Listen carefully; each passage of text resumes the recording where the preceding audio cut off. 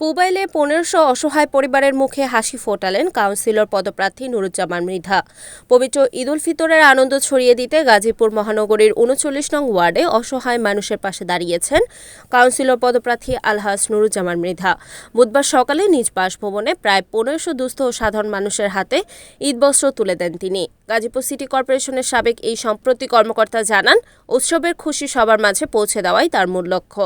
জনসেবাই আমার রাজনীতির মূল লক্ষ্য। আমি সবসময় আপনাদের পাশে ছিলাম এবং ভবিষ্যতে আপনাদের সেবক হয়ে থাকতে চাই। অনুষ্ঠানে স্থানীয় বিএনপি ও অঙ্গ সংগঠনের নেতৃবৃন্দ উপস্থিত ছিলেন। পরিশেষে দেশ ও জাতির মঙ্গল কামনায় বিশেষ মোনাজাত করা হয়। আমি অত্যন্ত আনন্দিত খুশি হয়েছি যে আজকে আমার এই মাহফিলের প্রতি আপনারা আমার ডাকে সাড়া দিয়ে আমার ডাকে সাড়া দিয়ে আপনারা আমার এই অনুষ্ঠানে আসছেন। আমি প্রতি বছর আপনারা জানেন প্রতি বছর আমি ঈদের সময় ঈদ ছাড়া আপনাদের সম্পত্তি উপহার দিই।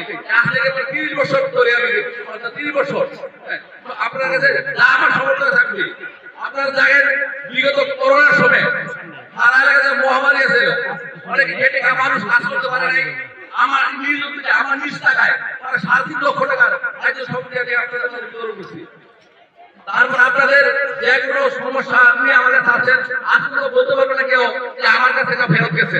আমার সাহায্য মতো আপনাদের চেষ্টা করছি আপনার পাশে থাকার জন্য। খালি আমাদের উত্তর শহরে বিভিন্ন নোয়াখালী কিছু জায়গায় বন্যা হয়েছিল। আমি নোয়াখালীও এই ৪০০ মিটার চলে গেছে, ২.৫ লক্ষ টাকার ৪০০ মিটার। তাহলে আমি সকল চেষ্টা করি যে গরিব মানুষের পাশে থাকার জন্য, তাকে সুস্থ থাকার জন্য, তাদের হাসি দেখা। Report Raju Hossain, NNTV, Gazipur.